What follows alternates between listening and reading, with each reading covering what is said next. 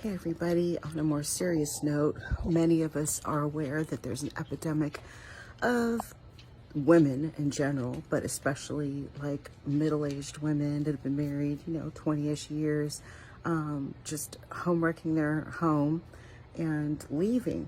And I know there's many factors that go into that: entitlement, delusion, never being happy, spoiled bratness, all kinds of things. But one thing that I did learn medically with this whole hormone thing that women go through is when a woman reaches around that, like before she hits perimenopause or before, some of those, her hormones start to go low, right? Reach eventually menopause and things like that. It's a decline, right? So, but I found out that the testosterone that a woman experiences, like a rush of a peak of testosterone somewhere in her mid 40s. I mean, many people have said 35 is like a woman's prime sexually, but in any case, even if that may be true, that there is a spike in the testosterone around middle age, okay? So while she's having a spike in the T, which makes her very sexually aroused and makes her very horny. Her husband, many have a decline in T, and there's a lot that men can do naturally and even other supplementation as far as that goes. But in any case, so there's like a cross, right? And goodness, it's loud. So she's got all this sexual energy that she kind of feels like almost, I don't want to say, oh goodness, I don't want to say like a last hoorah kind of a thing. Like, I don't know if subconsciously or internally she knows you're about to, go into the dry season or whatever they call it. I got so many names. I still get my cycle every single month. And, for a while I was freaking out. And at least I realized that my levels are at the bottom that they can be to still get a cycle, apparently. And you have to go a whole year without a cycle in order to be in actual menopause. So you can have one period in a year, you're not in menopause. You have one period the next year, still not in menopause. So it's like, wow, it's crazy.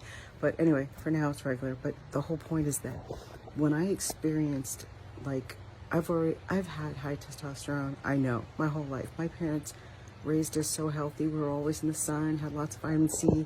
I mean, I don't know, but I always had a high sexual libido. Me and my husband have been together since we were 14 years old, and we were bad. And ever since the beginning, he's been amazing. And you can't even imagine what it's like to go from being a girl in love with a boy that, like, every 5 to mainly 10 years, say every decade, a man is more of a man. He becomes just bigger everywhere. He's just like amazing. I mean, he was already big, but anyway, I'm just saying, but in general, men grow every decade. And I swear he's even gotten taller, but whatever. So, but the whole point is that, so women have all this sexual energy going on, and their man is focused on that part of his life where men, make the most money that they've made usually, when they're like hitting their prime financially and their resources and planning for retirement, like really honing in, focusing 40s to 50s, right? So they have their focus on, and most couples probably don't keep up with the level of lovemaking that we do. It's a lot, and it's wonderful, but are there times that he's tired and he's working 40 to 72 hours straight? Yeah, so that's, there's a little break there. So it happens. But, so women, what they're saying is that they're getting frustrated sexually and they want to get their back blown out, right? So they're like, oh, I can do better. I'm at this point in my life, and I love you like a friend, but I'm going to move on. Now, I never felt that way towards my husband. I have always looked at him like I worship the ground you walk on. It was love at first sight for me. I'm obsessed with this man completely. So anyway, but I had all this surge of energy, and like I was making little dance videos for him and sending him naughty pictures. He's like, wow, woman. I mean, I was just like, let's go. So I was even hornier than usual, basically. And, I turned it inward. My increase in desire, I was for him.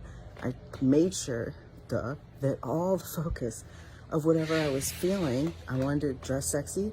I dress sexy at home. I dress sexy for him. I'd wait for him at the door. I'd be wearing fishnets and French maid outfits, and like there was a certain time frame, like the kids knew, don't come out of your room. And I also wore a robe a lot, so it just depended how the night went, but I'd be ready. And man, if he wanted me on my hands and knees with a drink or whatever, I would do it. But in any case, so all I'm saying is that women are making a mistake by thinking they have to turn that sexual energy outward. You can have, listen, you can think you have the worst marriage ever and that there's no recovery. And let's give the disclaimer of unless you're getting beat in a corner or some horrible situation of insane drug abuse. You tried to sell your child, although that was a woman who tried to sell her child here in Florida. So anyway, and I've seen several articles like that lately. It wasn't the daddy, it was the mama. But anywho, you know, women are fucking up badly. You're hurting your children. You are hurting the man that has given you his life, okay? And it's hard for men. If you, just that little taste of testosterone should tell you, it's surging through their whole body at like quantum leap amounts of what we experience. So if your man's a good man and, you know, ain't messed up too bad, then you should be really grateful because, especially if he's like a man's man, a masculine man, or a dominant man, I mean, really, it's a buffet out there. Anyway, but, you know, women are thinking, oh, I can go out there, and just because a guy might look at you or talk to you or want to smash, it does not mean, oh, this is going to be your love of your life. The majority, listen, okay, and now I'm going to go even further.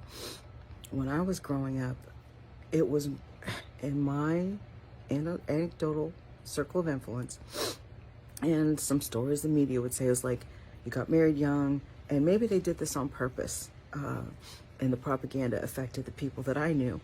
So they'd be married young, have kids, and then maybe later have a career. Maybe they had their education, met their husband, college, whatever. But then say 20 years in, more or less, their husband would have an affair and they would end the marriage and go off and be a single mother and pretty much stayed single and chronically dated for the rest of their lives. And the majority of women I know and have read about say that no one ever loved them like their first husband. And many women that I know say, as bad as I thought it wasn't that bad. And I wish I would have just stayed. It would have been better if I just stayed. And I've been on many. Thank God that ain't my life. I know what I got. I'm incredibly grateful. Incredibly grateful. I'll be 49 next month. I am not what I was when my husband married me. I can work on it. I can be better than I am now. But I won't be 20, 25, you know. But God bless his soul, because I've been a good woman to him. He's been, you know, the only man for me, and had this kid his whole life and my whole life. And, you know, he's grateful for that. So he treats me very, very well. And he says he will always see me as that young bride, and God bless his soul for that. Wifey goggles, shout out to Under Chronic and everybody that uses that. It's a great term. Thank you for that. But if the ladies take this energy and this surge and they turn it outwards and they try to get validation through social media and all this kind of ridiculous stuff that's going on, you're going to lose. You're going to be more than likely alone. Oh, when I started telling you about the people when I grew up, those women who were good women with children remarried quickly. I want to say they were in their early 30s, because both sisters that I'm thinking of particularly were about that age when their husbands left for a younger woman. So they remarried, nice men, and there goes the story, right? But they were really genuinely good to each other, and it was beautiful. So, you know, but that's different than it is today. And Women today are waiting till their 30s or 40s to give a man what they have left versus building. And again, it seems to be, and the statistics prove it out, that women leave more and husbands stay. So, and you guys heard about the study with the lottery winnings in Sweden. And basically they were saying that the men, if they won, the majority of them stayed married and like just made improvements to their home and whatnot. The women were twice as likely to divorce their husbands because they didn't need them anymore. Ladies, what the hell's going on? You know, and not just, so I'm jumping all over the place because I got so much going on in my mind. You can take a marriage from the grave to the heavens. I mean, and when you work through hard times, you develop intimacy that you didn't have before. It's deepness, it's a knowing of each other. And I'm so grateful. I'm so grateful that I have and continue to give my husband freedom, whatever. Go take the boys, hop a plane, go visit somewhere, go have a great time, go see the world, whatever. And he's just held me closer, and his big, beautiful, tattooed strong arms, and loved me, God, amazingly, really, truly. And you ladies that are leaving your husbands are fucking it up.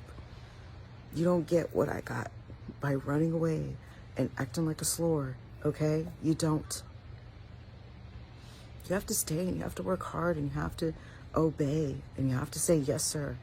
And if he says no, you say okay, yes, sir, you know, and you learn to tell yourself no and to go with the ebb and flow of his life, not your life.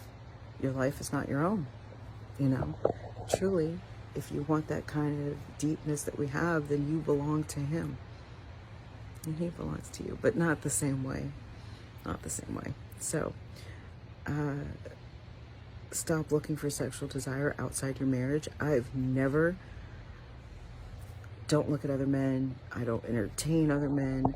I have a number of content creator contacts that are wonderful people, you know, of which my husband is aware of everything at all times and can always look at anything on anything and will certainly let me know. I always ask him before I do an interview, all this kind of stuff. Like, I keep things in check. I am polite and kind and sweet, submissive woman all the time, wherever I am. But I won't give off the vibes where, you know, like, versus some other women I know can go anywhere and men are offering her money. And I'm like, wow, just walking around with the spirit of prostitute on you. This is crazy, like literally. So it depends who you are and how you carry yourself. And you need to do it right, for sure. And it's like, I don't know, do you believe in God? All these Christian women,